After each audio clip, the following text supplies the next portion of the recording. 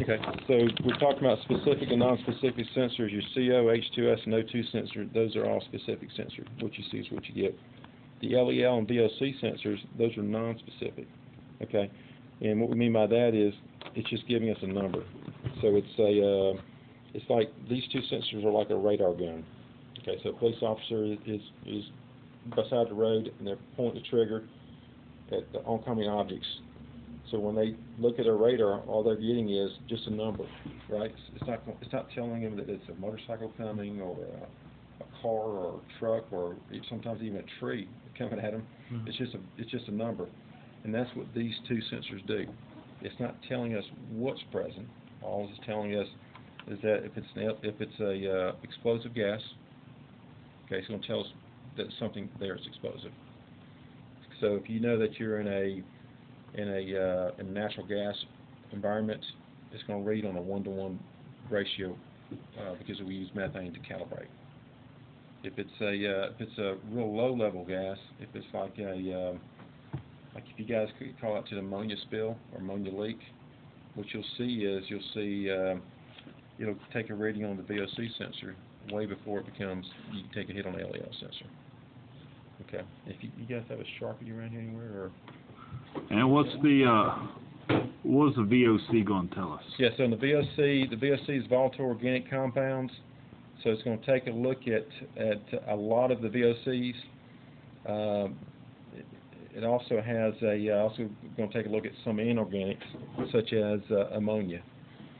So with volatile organic compounds, every VOC has what they call ionization potential, and the ionization potential is the rate or the number it takes to get the molecules excited. So what we use on the VOC sensor is just a bright light. The sensor is just it's an ultraviolet light source, so it's emitting a very, very bright light. And so when the gases come across it, it excites the molecules, and that's how we get a reading. Very much like on the electrochemical sensors, the way we excite the molecules is through a chemical reaction. So gas basically meets electrolyte. Gas meets chemical, and it causes a reaction. You said there's electrolyte solution in these sensors. Yeah, so it's just a chemical solution inside each sensor, and when the gas hits it, it causes a chemical reaction. And each time depletes this electrolyte solution until it's spent. That's correct. Okay. Okay, so on the in the case of we'll have to go through. Then we'll stop filming until we get to the. While that's firing up, kind of what back to the VOC. Is this how toxic the chemical is, or how much vapor pressure it gives off, or I mean, what's the VOC? Yeah, so the VOC it's going to whereas the LEL sensor that gives you a level at which the gas becomes explosive.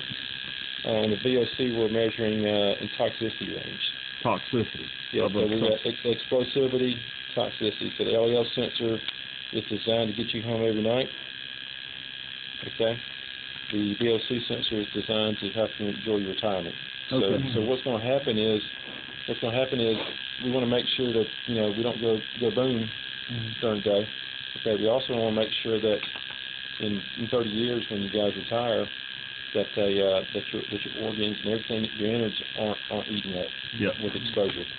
Okay, so what happens is it's without the VOC sensor, it's possible that you can go out on a call and you can get off the truck and you can turn the unit on if you didn't have a VOC sensor, and you can smell something, but you don't see a reading on the LEL sensor. And the reason for that is the LEL sensors aren't designed to start reading until you get up into the maybe 300-400 ppm range. Okay, this is more, again, just more to make sure you don't go boom sensor.